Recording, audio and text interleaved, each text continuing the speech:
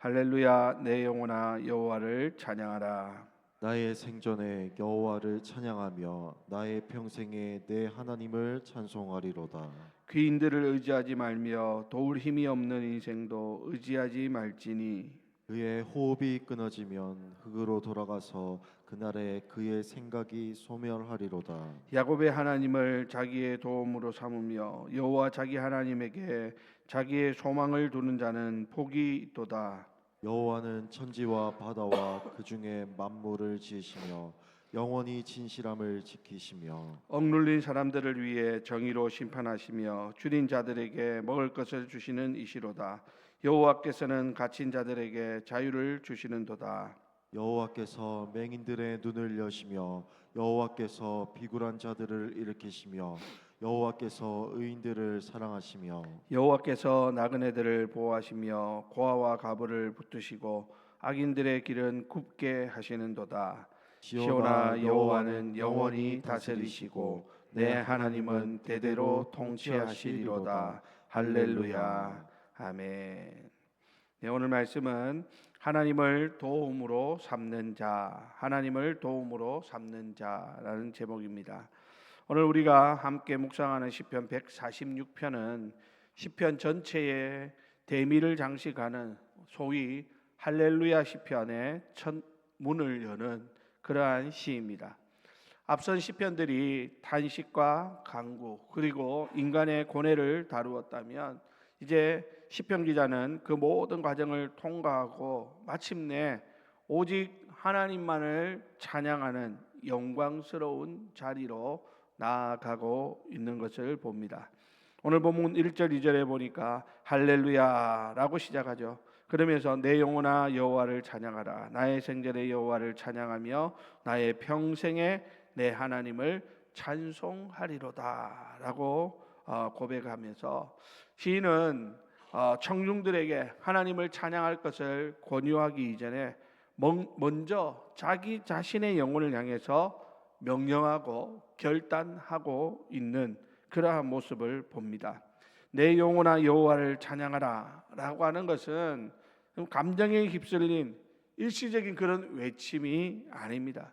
이것은 자신의 전 인격과 의지를 동원해서 호흡이 붙어 있는 동안에, 그러니까 호흡이 붙어 있는 생전에, 그리고 다가올 모든 시간인 평생에 오직 하나님만을 높이겠다라고 하는 그러한 확실한 결단이라고 볼 수 있죠.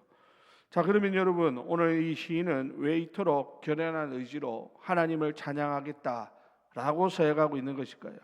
그것은 그가 인생의 허무함과 하나님의 영원하심을 깊이 깨달았기 때문입니다.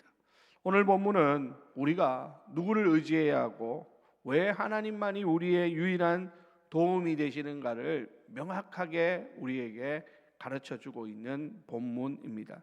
그러므로 오늘 말씀을 통해서 우리의 도움이 어디서 오는지를 다시 한번 확인하는 그런 귀한 시간이 다 되시기를 바랍니다. 자, 그러면 여러분, 오늘 시인은 먼저 소극적인 명령으로 시작하는 것을 봅니다. 3절에 보니까 귀인들을 의지하지 말며 도울 힘이 없는 인생도 의지하지 말지니 라고 하고 있죠.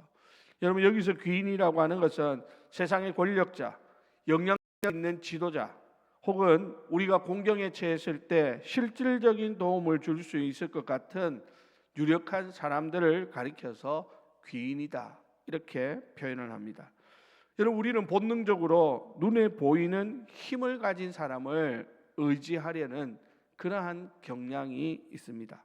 자, 그런데 오늘 성경은, 오늘 시편 기자는 그들을 의지하지 말라라고 말하고 있습니다. 그 이유가 무엇입니까? 그들에게는 우리를 구원할 힘이 없기 때문이다 라고 하는 사실이죠. 여러분, 사실 오늘 4절에 보니까 우리가 의지하는 이 세상 귀인들의 본질적인 한계가 무엇인지를 적나라하게 지적하고 있습니다. 4절에 보니까 그의 호흡이 끊어지면 흙으로 돌아가서 그날에 그의 생각이 소멸하리로다 라고 말합니다. 아무리 강력한 권세를 가진 왕이라 할지라도 그 생명은 코끝에 호흡에 달려 있는 것뿐입니다. 하나님께서 그 호흡을 멈추시면, 하나님께서 그 코끝에 호흡을 거두어 가시면 그는 즉시 흙으로 돌아갈 수밖에 없는 존재일 뿐이죠. 그가 세웠던 거창한 계획이라든지 야망이라든지, 그리고 우리를 도와주겠다, 내가 너 지켜주겠다, 도와주겠다, 이렇게 했던 그 어떤 약속조차도 그가 죽는 그 순간, 그날과 함께 모든 것이 다 소멸되고 마는 것입니다. 여러분, 성경은 이것을 가르쳐 가지고 우리 인간의 무능력함을 말하고 있죠. 우리는 구원에 있어서 뿐만 아니라 우리의 인생을 지탱하는 모든 문제에 있어서도 우리 사람은 스스로를 지킬 수도 없고 구원할 수도 없는 연약한 피조물에 불과합니다. 그러므로 유한한 피조물들에게 무한한 신뢰를 보내는 이것이야말로 가장 어리석은 일이고, 결국 그렇게 하는 사람들은 실망과 허무함으로 끝날 수밖에 없음을 오늘 성경이 우리에게 말씀해 주고 있다라는 것이죠. 그래서 썩어질 인생을 의지하려는 헛된 기대를 내려놓으라라고 말하는 것입니다. 이제 인생의 이런 허무함을 직시한 시인은 이제 시세를 돌려서 참된 복이 어디에 있는지를 우리에게 선포합니다. 5절 말씀이 핵심인데요. 우리 다 같이 읽겠습니다. 5절입니다. 시작. 야곱의 하나님을 자기의 도움으로 삼으며 여호와 자기 하나님에게 자기의 소망을 두는 자는 복이 있도다. 아멘. 자, 여러분 보십시오. 야곱의 하나님을 자기 도움으로 삼고 여호와 자기 하나님에게 자기의 소망을 두는 자, 그 사람이 복이 있다라고 말하죠. 자, 그런데 여러분, 여기서 시인은 왜 하나님을 가리켜서 야곱의 하나님이라고 부를까요? 왜 우리가 생각해 보면 아브라함도 있고 이삭도 있고 훌륭한 많은 사람들이 있는데 하필이면 야곱의 하나님일까? 여러분, 야곱의 모습을 생각해 봅시다. 야곱은 어떤 사람입니까? 본래 속이는 자였습니다. 그의 인생은 어땠습니까? 험악한 세월을 보냈습니다. 그 이유가 무엇입니까? 자기의 꾀로 인생을 살아보려고 했기 때문입니다. 그러니까 야곱은 어떤 사람입니까? 본래 속이는 자면서 험악한 세월을 살았고 자기의 인생을 자기의 꾀로 살아보려고 했던 대표적인 인물이더라라는 것이죠. 자, 그런데 하나님께서는 그런 야곱을 어떻게 하셨습니까?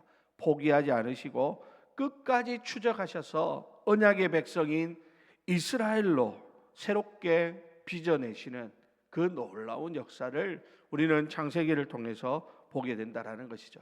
그러니까 여기서 야곱의 하나님이라고 하는 이 표현은 자격 없는 자에게 베푸시는 하나님의 신실한 은혜를 강조하는 그러한 표현이라고 할 수 있는 것입니다. 자, 그러면 여러분, 결국 뭡니까? 우리가 의지한 하나님은 어떤 분이라는 겁니까? 6절에 보니까 그분은 천지와 바다와 그 중에 만물을 지으신 창조주이시다라고 선포합니다.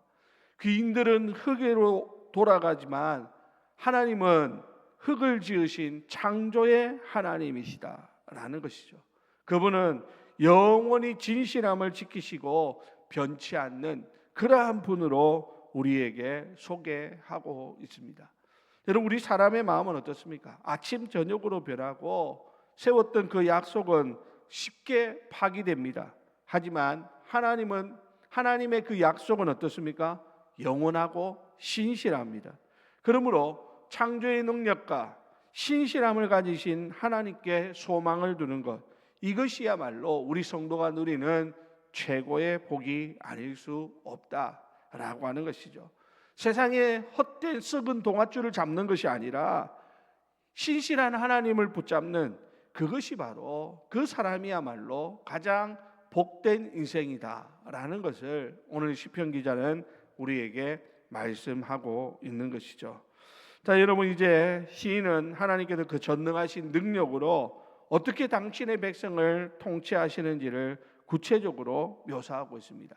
오늘 7절 하반절부터 9절까지 내용이 바로 그 이야기인데요. 자, 우리 7절 하반절부터 9절까지 말씀 우리 한번 볼까요? 7절 처음부터 9절까지 보겠습니다. 시작. 억눌린 사람들을 위해 정의로 심판하시며 줄인 자들에게 먹을 것을 주시는 이시로다. 여호와께서는 갇힌 자들에게 자유를 주시는도다.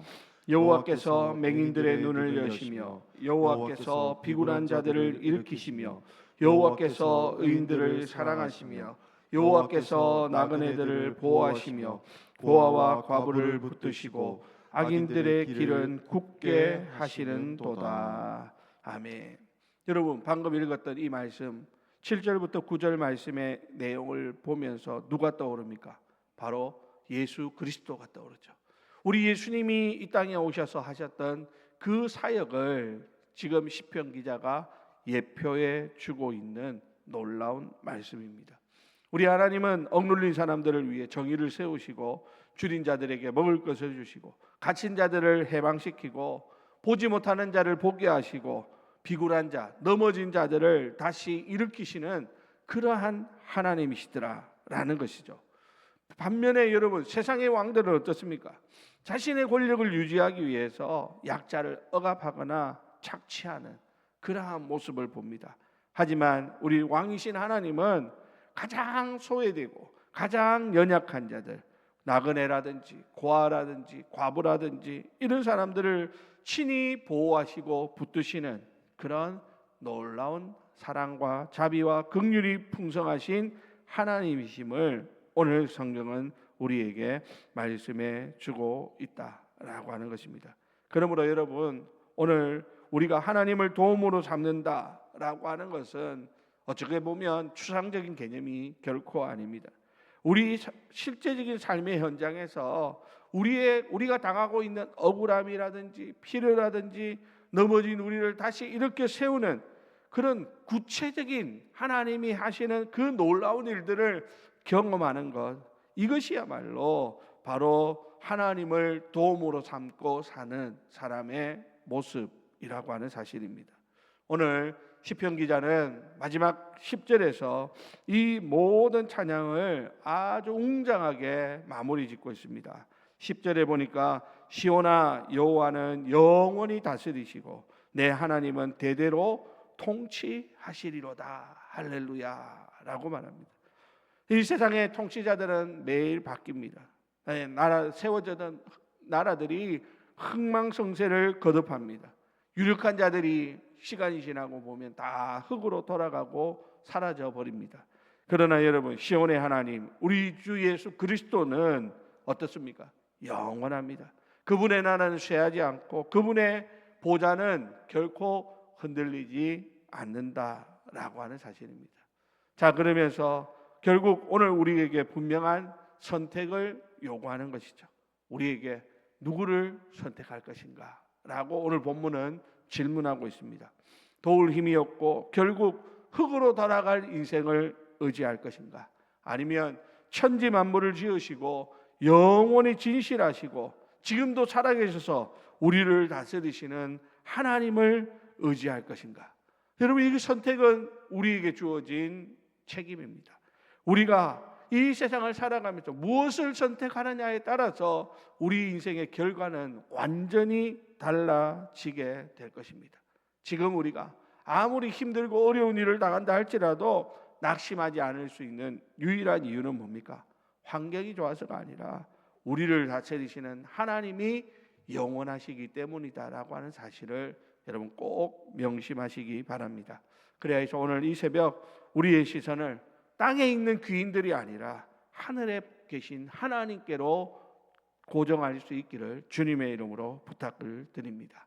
야곱 같은 우리를 택하셔서 자녀 삼으셔서 하나님의 이스라엘로 만드신 그 하나님께 우리의 모든 소망을 두는 그런 귀한 시간이 되시기를 바랍니다.